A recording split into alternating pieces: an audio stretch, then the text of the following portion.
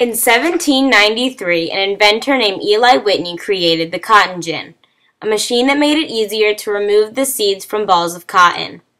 The problem this new machine addressed was the inherent difficulty in separating the lint of a cotton plant from its seed. It took a slave an average of 10 tedious hours to produce 1 pound of clean cotton. Whitney's inspiration was to construct an engine that mechanically separated seed from lint by turning a crank. With it, a slave could produce up to 1,000 pounds of cotton per day. This allowed slaves to make 50 times more cotton a day than by hand. U.S. cotton production went from 730,000 bales in 1830 to a soaring 5,837,000 in 1859. During the years 1815 to 1860, cotton represented more than half of all American exports. James Hammond, South Carolina senator, said that damage to cotton could shatter the world's economy. Because of this major boom in the cotton industry, many slaves were needed for production. To grow cotton, a lengthy, warm weather season was needed.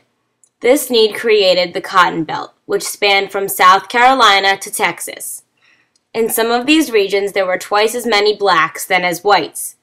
In 1808, the U.S. put a ban on the importation of slaves from Africa, so planters in the North began selling their slaves to the South. By 1860, there were about 4 million slaves in the South, and they made 5 million bales of cotton per year. Industrialization was much slower in the South, but the more land you owned, the more slaves you had, and the amount of cotton you grew showed what class you were in. Few slaveholders owned 20 slaves or more, and if they did, they lived in mansions on giant plantations. The plantation owners were busy managing their slaves, assigning tasks, and keeping records of transactions. The planters' wives supervised food preparations, house cleaning, mending, and spinning. They also kept track of household finances, cared for the sick, taught the children, and supervised the slaves. Small farms, many called yeoman farms, made up the majority of Southern white society. They lived on fertile lands that often had access to markets.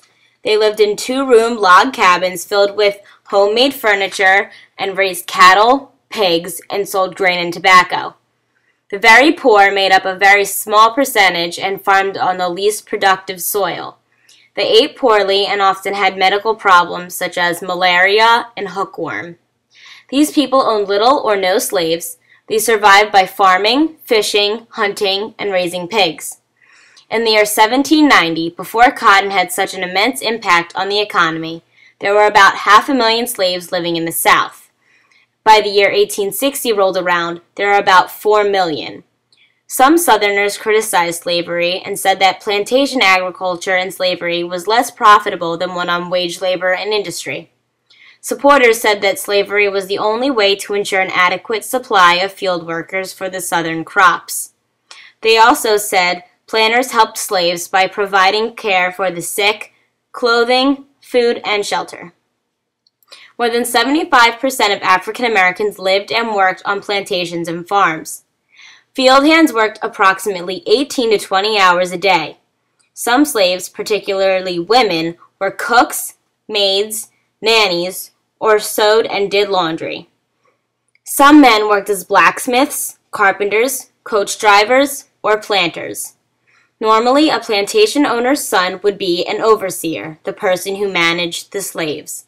The overseers used drivers picked from among the slaves, who were sometimes praised by an owner but despised by their fellow slaves. Slaves were organized into work crews. This was called gang labor and allowed overseers to assign groups of slaves to do specialized jobs, including hoeing, picking, and plowing. The older slaves who had lived on the plantation the longest were assigned duties in the garden or around the horse stable. Children over the age of 10 were used to transport food and water to and from the field, and the stronger slaves were sent directly to the field to cultivate and harvest the crop. Slaves were often used as field foremen as well. These slaves were always men who displayed harsh character and could punish other slaves without hesitation. Slave life varied from plantation to plantation. Most living quarters were cramped and hardly furnished. A family may live in one room with only a fireplace, and rain easily entered the cabins. The plantation housing was situated so as to leave no doubt as to who was in control, as well as to divide the slaves into classes among themselves. Slaves that held important positions in or around the main house were housed in quarters closest to the house. This housing position divided the slaves on southern plantations so that separate classes existed among the slaves. Plantations were situated so that the main house was the center point of the entire grounds. This was done in part to exercise power and dominion over the plantation slaves, as well as display power to surrounding neighbors. Food was rationed, and slaves were to draw for their weekly share of food that was rarely enough to last them through a week. To supplement their diet at night, they fished, hunted, or grew their own gardens. Some slave owners used rewards to gain the obedience of their slaves, such as money, gifts, extra food, clothing, or even days off, or work in the house. Others relied on threat and violence, where whipping was most common. When a slave misbehaved, they could be sold away from their families, and children away from their parents. Married couples were often sold separately. Even though these slaves lived a harder life than we could ever imagine, most still managed to keep hope.